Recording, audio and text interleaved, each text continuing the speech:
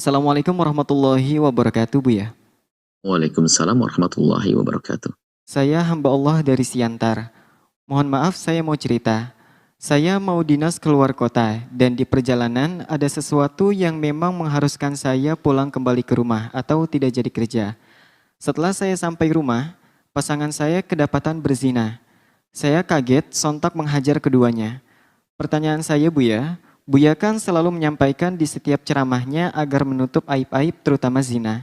Nah, saya ingin cerai karena pasangan saya berzina. Bagaimana menceritakan alasannya kepada ulama atau hakim di pengadilan nanti? Apakah harus tetap diceritakan atau bagaimana Buya? Terima kasih. Wassalamualaikum warahmatullahi wabarakatuh. Waalaikumsalam. Semoga Allah menjauhkan kita dari kehinaan zina. Zina adalah hina. Hina di dunia, hina di akhirat. Hina di diri dan hina di keturunan. Seorang kafir masuk Islam, seorang cucu masih bisa bangga kalau kakeknya mu'allaf. Akan tapi seorang cucu akan merasa risih dan sedih jika mendengar bahasanya ibunya neneknya seorang pezina. Maka takutlah kepada Allah dari zina. Berusaha untuk membuka pintu halal semudah-mudahnya. Para orang tua, buka pintu halal untuk anak-anakmu. Anak, buka pintu halal untuk orang tuamu yang membutuhkan. Mungkin ada seorang bapak yang istrinya meninggal, seorang suami istri meninggal. Kadang sang anak menghalangi ayahnya menikah lagi. Buka pintu halal. Karena kalau pintu halal tidak dibuka, maka yang terbuka adalah pintu haram. Pertama, takutlah kepada zina. Kemudian yang sudah kepleset dalam zina, segera bertobat, takutlah kepada Allah. Sungguh Allah Maha Kasih. Jangan sampai dosa zina tampak nanti di alam barzah, tampak di padang mahsyar. Sungguh Allah Maha Pengampun. Tobatlah dengan tobat yang sesungguhnya. Dan jangan ceritakan kepada siapapun dari bangsa manusia kehinaan-kehinaan yang pernah dilakukan. Kemudian yang ketiga sesuai dengan pertanyaan. Pertama, jangan mudah menduga menuduh orang berzina. Beberapa waktu yang lalu ada seorang wanita menangis menjerit karena apa? Suaminya selalu menduduh berzina padahal dia di rumahnya sendiri. Tidak kemana-mana. Itu adalah penyakit mental dan itu kebusukan jiwa. Menuduh pasangan berzina tidak boleh. Menuduh berzina adalah haram. Bahkan jika ada tiga orang melihat orang berzina lalu melaporkan ke hakim yang dicambuk 3 orang karena kurang saksi, kurang satu. Dan memang itu hal yang harus ditutup. Jangan menuduh orang berzina. Bahkan kalau kita menuduh jangan. Nah ini kasusnya seorang suami. Barangkali melihat atau tiba-tiba masuk kamar melihat suaminya, istrinya naudzubillah dengan seorang laki-laki dan terlihat di depan matanya. Mungkin gambarannya semacam itu. Bukan hanya sekedar menemukan laki-laki di dalam rumah kemudian keluar lalu mengatakan zina. Sebab bisa jadi seorang laki-laki mengantarkan sesuatu kemudian dia keluar rumah. Lalu itu zina juga nggak benar. Artinya anggap saja dari pertanyaan seorang suami melihat dia buka kamar begitu terlihat di depan matanya apa yang dilakukan. Dia sudah tidak kuat terlanjur memukuli mereka. Semoga Allah mengampunilah.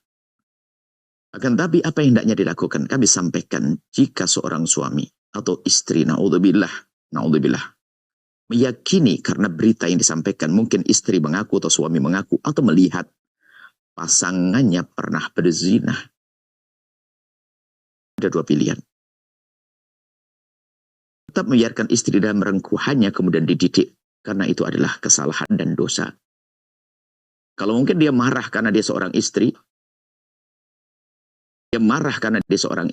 Wajar ada kecemburuan.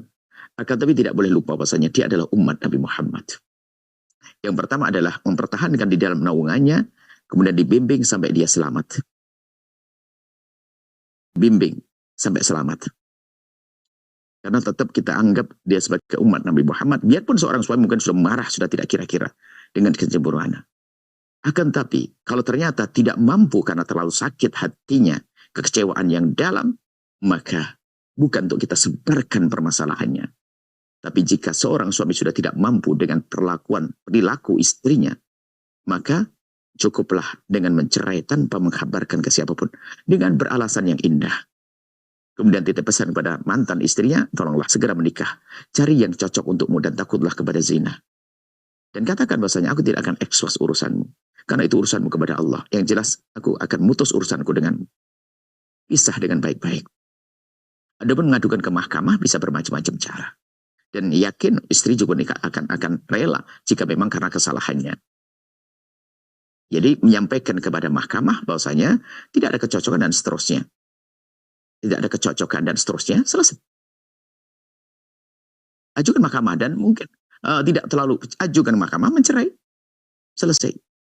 Kalau mahkamah mengatakan dan sebagainya, istri akan dipanggil, ya istri mengatakan, dia ya harus tolong menolong dengan istri. Istri yang mau ditolong harus mengerti dong. Dia dibebaskan, dia dijauhkan daripada terhinakan. Maka istri pasti akan mau, bahkan mengatakan, iya suamiku mungkin mengatakan bisa beralasan apa saja. Dan tambah harus mengungkap perzinaannya. Jika memang ternyata nggak bisa kecuali harus mengungkap perzinaannya, itu hanya di hakim saja. Bahwasanya istriku begini-begini, selesai. Ya, dan itu atas dasar pengakuan atau ada kesaksian. Nah, tapi tapi yang terbaik adalah tetap dengan cara menutupi aibnya sehingga tidak ada yang tahu. Kemudian sampaikan pada mantan pasangan agar dia mencari yang halal dan takut kepada perzinaan. Itu adalah kehinaan di dunia dan akhirat. Itulah cara indah yang diajarkan Islam. Karena mohon maaf ada sebagian dengan marahnya. Ya karena kebodohan. Ada mungkin seorang yang punya masalah suaminya diekspos, diberitakan. Dia tidak sadar kalau ternyata dia juga punya anak dengan suami tersebut. Yang akhirnya menjadi apa? Anaknya yang menjadikan terpuruk. Anak yang merasa punya bapak yang melakukan perzinaan. Anak yang punya ibu yang pernah berzina. Dia akan merasa malu sepanjang masa. Jadi kisahnya bukan kisah dia saja yang berbuat dosa.